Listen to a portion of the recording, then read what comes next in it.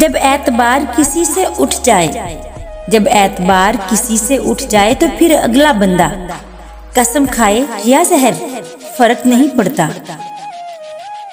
बेशक दोस्त एक हो, बेशक दोस्त एक हो, मगर ऐसा हो जो अल्फाज से ज्यादा खामोशी को समझे।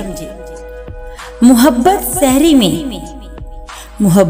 सहरी में पिए गए पानी के आखिरी घूंट जैसी होनी चाहिए, जिसके बाद दूसरे घूंट की गुंजाइश न हो। जब तक इंसान अपने दिल से हार नहीं मानता, जब तक इंसान अपने दिल से हार नहीं मानता, जब तक उसे नाकामियों और पस्तियों में कोई नहीं गिरा सकता। ज़माना भी अजीब है, ज़माना भी अजीब है। नाकाम लोगों का मजाक उड़ाता है और कामयाब लोगों से जलता है।